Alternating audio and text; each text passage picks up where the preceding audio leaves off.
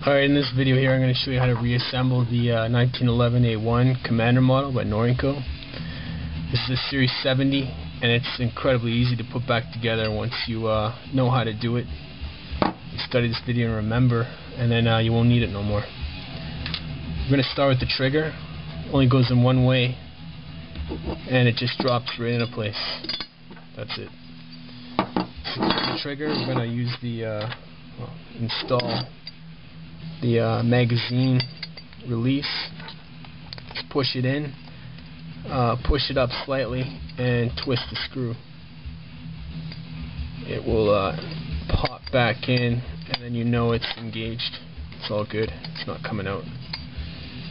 Next up is the kind of a tricky part. I must have fumbled with this and this for about 30 minutes the first time I had to put it back together. Got it almost down to an art now. Any of you guys know of an easier way to do this, let me know. This is the disconnector, this is the sear, and they go in together. It's one. To know which way to do it, you're going to want the face of the disconnector facing towards the trigger. And the sear, you're going to want it in just like that. So they line up the holes, that is. And I do it as one. I just push it in and it goes in right there into that hole. It kind of sits. All you gotta do is align it with that hole there, these holes here, and you can drop in the sear pin, and you don't have to worry about it moving, well, falling out. I do it from the side. It seems to be a little bit easier. Just kind of push it in. Then I use my screwdriver and I just align the sear so that the holes are matching up. And usually I'll just drop in the screwdriver, shake it, and if nothing's coming out, we know we did it right. Move that, put in the sear pin. These pins can't be mixed up, by the way. One's obviously bigger than the other, so don't worry about that. With that in place, next up is the hammer. I'm going to push the hammer in just like that to decoct, and just drop in the pin. Incredibly easy. Flip up this strut bar here, and I'm going to go from this angle. Next up is the leaf spring. A lot of people freak out about this and they say, you know, I don't know which way this goes in, how do I install it? And it's really quite easy. With the hammer decocked, you're going to want to put the sear spring onto the left side of the sear right there. So those two notches, left side of the sear. You just drop it on top and falls right into place. That's installed correctly. That's the sear spring. This is the trigger spring, and that's the main spring, or the grip safety spring, pardon me. Next up, we install the fucking bug. We install the main spring housing, just partially, and we're going to test. We're going to test this and make sure it works.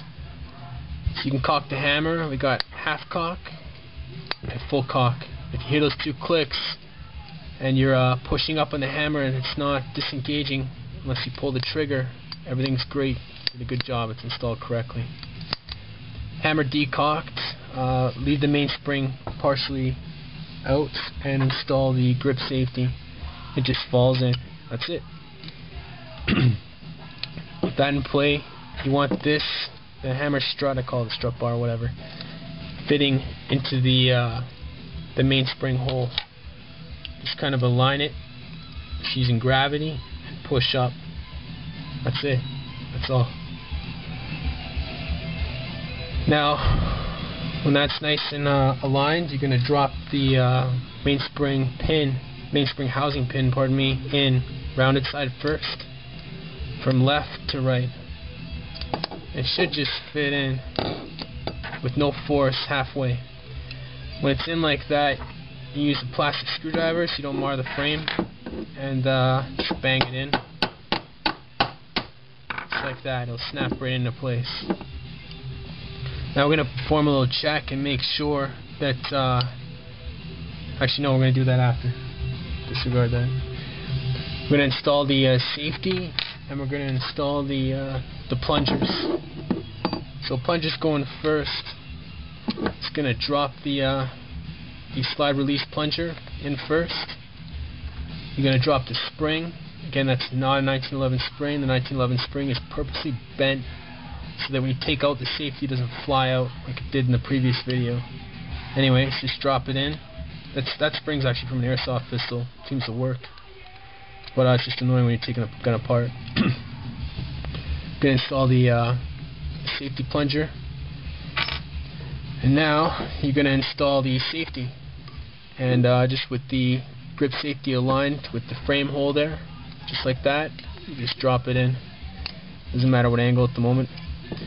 Now with it like this, we want to, you're going to have to do this with yours as well, just push with a screwdriver the plunger in. Move the safety up. By the way, before we even continue, you want to fully cock the hammer.